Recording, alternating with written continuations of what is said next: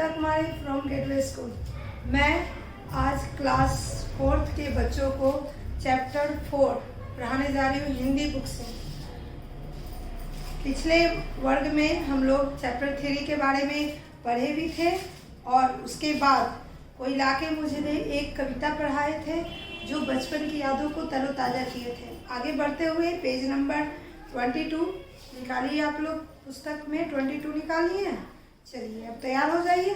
उससे जुड़े कुछ शब्दार्थ मैंने बोर्ड पे लिखी है। चौकीदार, चौकीदार का मतलब होता है पहरा देने वाला। रात में जब सभी लोग अपने घर में आराम से सोते हैं तो एक हम लोग के आसपास मोहल्ले में, इलाके में एक चौकीदार होता है जो हम लोगों की सुरक्षा के लिए पूरे एरिया में घूमते रहता है ताकि कोई चोर किसी के घर में जाकर कोई सामान न चुराए, किसी तरह का कोई मुसीबत रात में सोने के बाद किसी के घर में ना आए। यानी हम लोगों की सुरक्षा के लिए जो हम लोग के इलाके में घूमता है उसे चौकीदार कहते हैं। पहरा देने वाला यानी पहरा देता है हम लोग की सुरक्षा के लिए।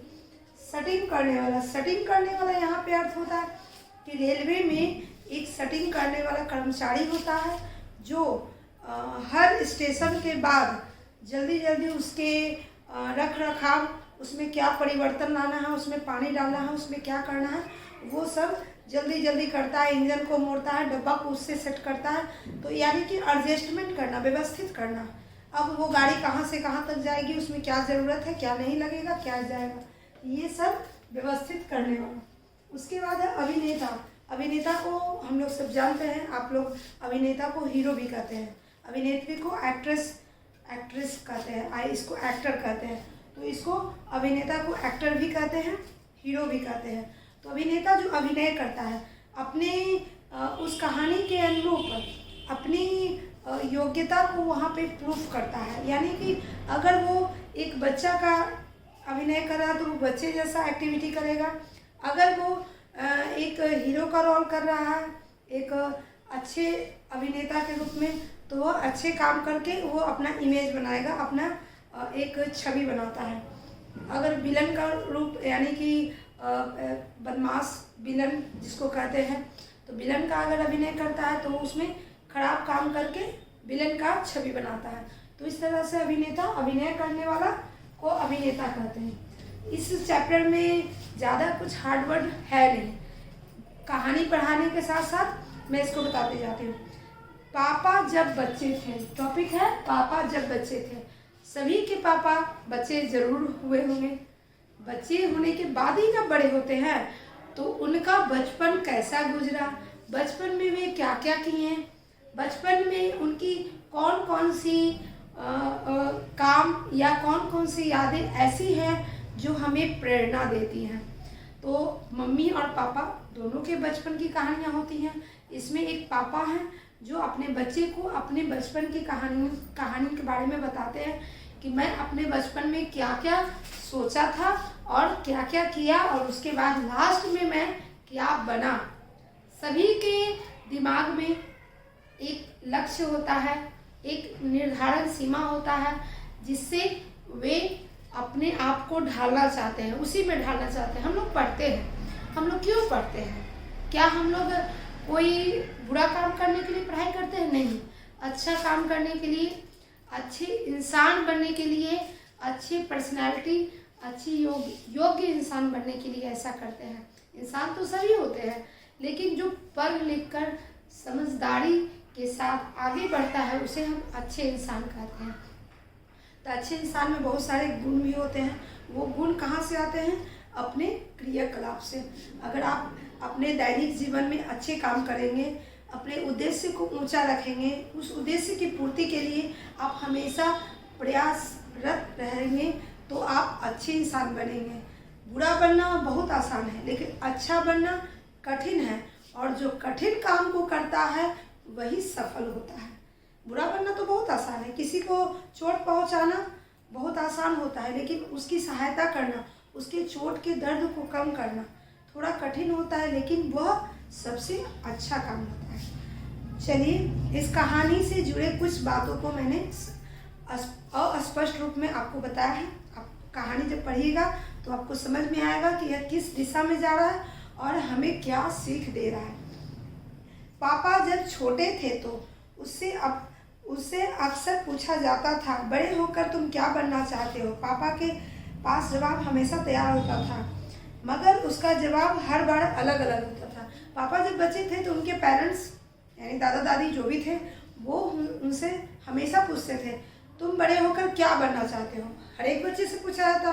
टीचर भी अपने बच्चों से पूछते हैं कि बताओ आप बड़े होकर क्या बनना चाहती हो या चाहते हो। तो बच्चे अपना अपना लक्ष्य बताते हैं, अपना अपना शौक बताते हैं, अपना अपना इच्छा प्रकट करते हैं। तो उसी तरह से उनके पापा भी थे जो अपने अलग अलग इच्छा बताते हैं। कभी वे बोलते थे मैं चौकीदार बनूंगा और सबके सोने के बाद मैं सबकी सुरक्षा के लिए प्रयासरत रहूंगा, यानी कि रात भर जागकर मैं सबकी सुरक्षा का ध्यान रखूंगा। यानी कि उनके मन में सबसे पहला बात क्या बनने का आया, चौकीदार बनकर वह सबकी सुरक्षा के लिए रात भर जागना चाहते थे। इस प्रकार चौकीदार बनने की इच्छा पर उनके पापा मम्मी हंसे, काफ़ी चकित भी हुए कि इसके दिमाग में चौकीदार बनने की इच्छा कहाँ से आई। खूब शोर मचा सकते हैं। उन्हें पक्का यकीन था कि बड़े होकर वह चौकीदार ही बनेंगे, यानी कि रात में जागकर शोर मचाएंगे, जागते रहो जागते रहो। आप लोग सुने होंगे सीटी बजाते हैं चौकीदार, डंडा एक लिए रहते हैं वो पटकते हैं और बोलते हैं क्या, जागते रहो। लेकिन एक दिन अपने चटकदार हरे ठेले के लिए आइसक्रीम को देखकर एक दिन उनकी दृष्टि आइसक्रीम के ठेले पर पड़ी, जहाँ रंग बिरंगे आइसक्रीम बेचे जा रहे थे। और बच्चे आइसक्रीम का जब ठेले आते हैं तो बच्चे काफ़ी सारे इकट्ठे हो जाते हैं, क्यों, उस आइसक्रीम को लेने के लिए। तो वहाँ पे जब आइसक्रीम लेने के लिए बच्चे इकट्ठे होते हैं तो बेचने वाले को बहुत आनंद मिलता है। यह देखकर उस बच्चे के पापा के मन में हुआ, क्यों ना मैं चौकीदारी नहीं करके आइसक्रीम वाला बन जाऊँ।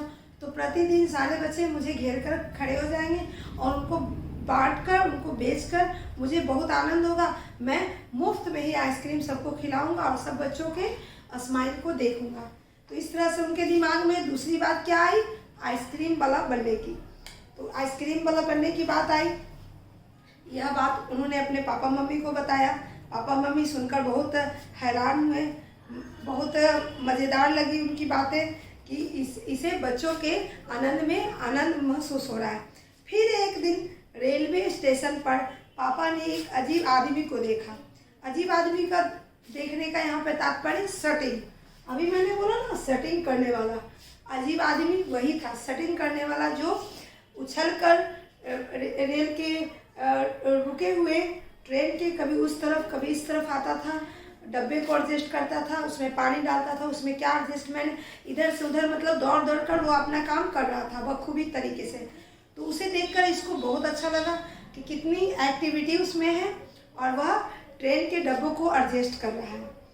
तो यह डब्बे और इंजन खिलौने नहीं बल्कि असली में थे और प्लेटफॉर्म पर उछल कर आ जाता और डब्बों के नीचे चला जाता। अजीब सा मज़ा आ रहा था उसको देखकर, उसके काम को देखकर उन्हें बहुत मज़ा आ रहा था। पापा ने पूछा यह कौन है। उन्हें बताया गया कि सटिंग करने वाला है। सटिंग किसे कहते हैं, पापा ने पूछा। जब रेलगाड़ी अपनी यात्रा पूरी कर लेती है तो उसे अगली यात्रा के लिए तैयार करना होता है। हम लोग जैसे ही अपने कक्षा में एक सब्जेक्ट को पढ़ लेते हैं, दूसरे सब्जेक्ट की तैयारी के लिए बेल बजने के बाद हम लोग तैयार होते हैं ना कि कौन टीचर आएंगे, क्या सब्जेक्ट होगा, उनका बुक, उनका कॉपी जो भी रहता है निकाल के हम लोग रेडी रहते हैं। उसी तरह से ट्रेन में एक सफ़र पूरा करने के बाद जब स्टेशन पे वो ट्रेन रुक जाती है तो दूसरा सफ़र तय करने के लिए उसको तैयार करना पड़ता है, यानी कि उसके डब्बे को, उसके इंजन को हर तरह से चेक करके उसको स्टार्ट किया जाता है। तो इस तरह से जो सेटिंग वाला था वो क्या किया, उस डब्बे को तैयार किया और उस ट्रेन को आगे बढ़ने के लिए पूर्ण रूप से रेडी कर दिया। यह सचमुच समस्या थी।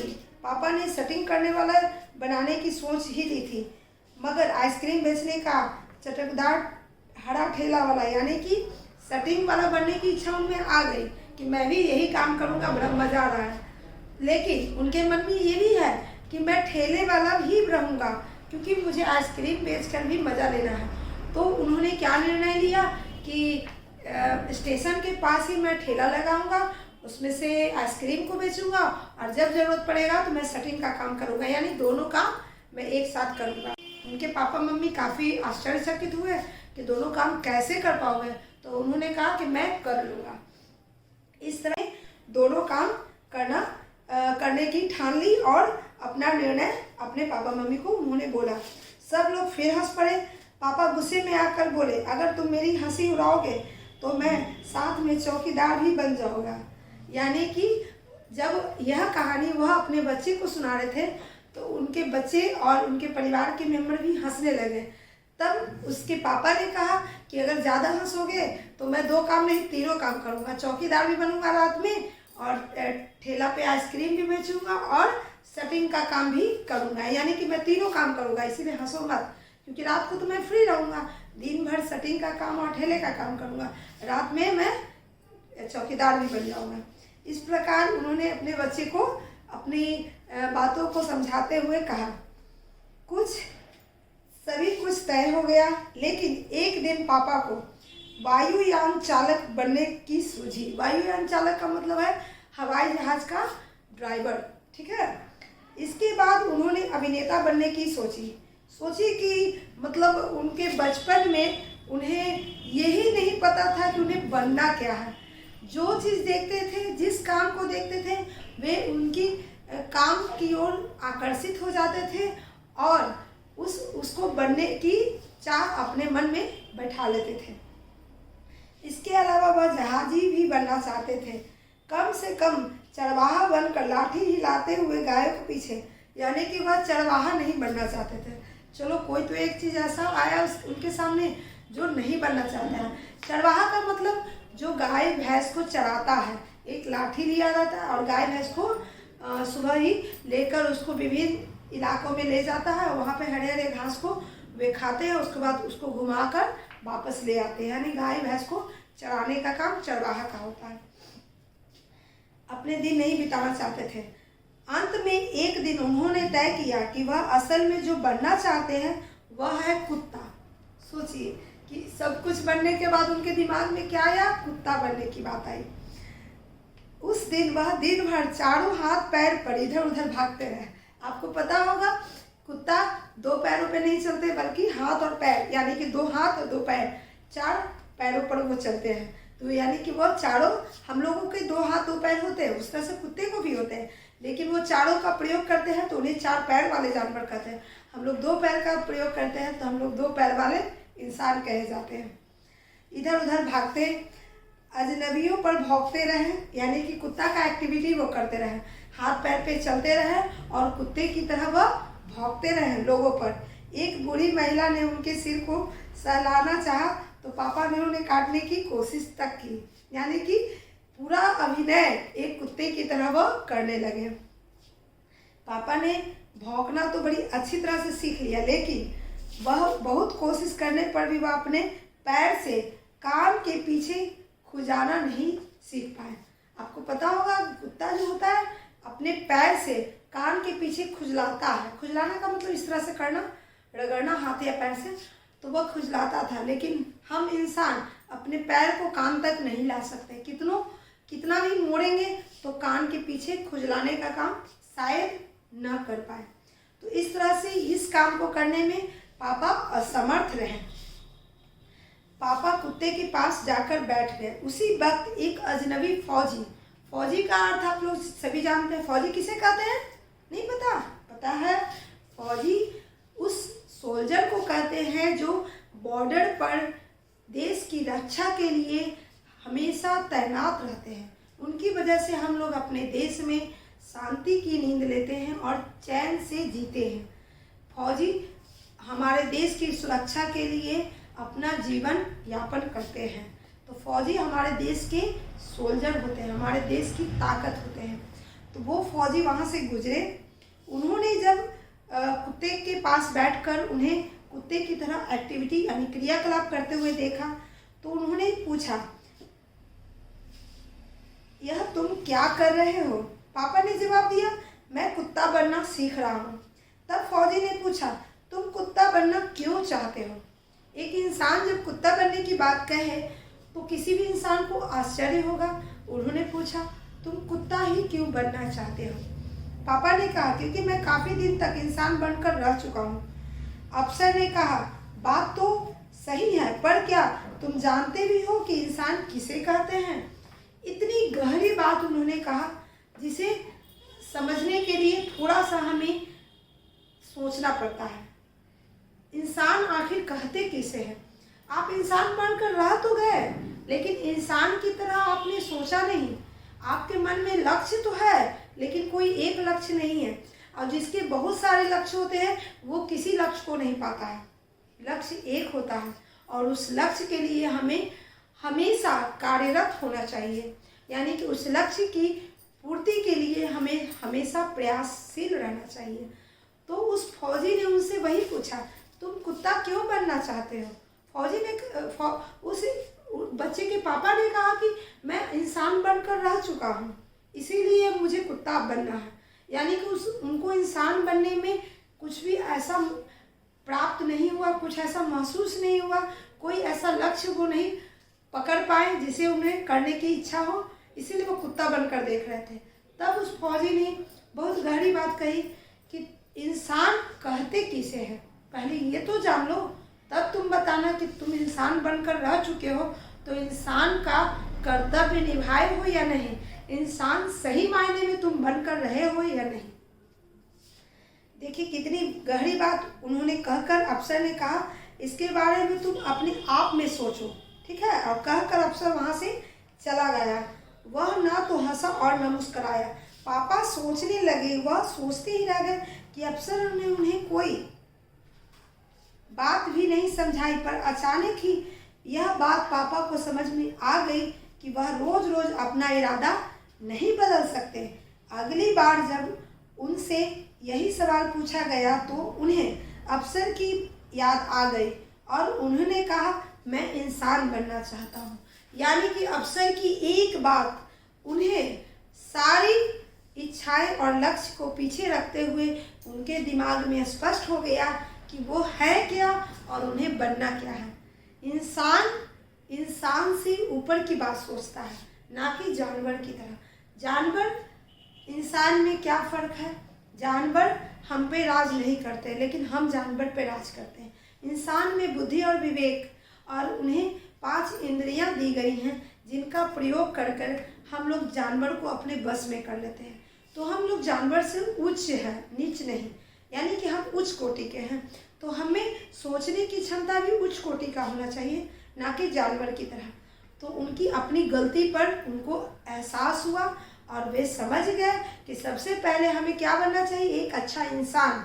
और जब अच्छे इंसान बनेंगे तभी हम कोई लक्ष्य निर्धारित कर पाएंगे और उस लक्ष्य को पाने के लिए खुद को तैयार कर पाएंगे। इस तरह से उनको अपनी गलती का एहसास हुआ और वे अपने परिवार को बोले कि मैं सबसे पहले एक अच्छा इंसान बनना चाहूँगा, उसके बाद मैं कुछ और बनना चाहूँगा। इस तरह से इस कहानी का समापन होता है और उन्होंने अपने बेटे को, अपने बच्चे को अपने जीवन की सबसे बड़ी और सबसे कड़वा सच को बताया कि सबसे पहले बेटे क्या बनना चाहिए, अच्छा इंसान बनना चाहिए। तब आप निर्धारित कीजिए कि आपका लक्ष्य क्या है। आज की वीडियो में आज की कहानी आपकी समाप्त होती है। इस कहानी से जुड़े जितने भी सवाल हैं आप इनको बना कर रखिएगा। नेक्स्ट वीडियो के लिए इंतज़ार करिए। Take care, bye.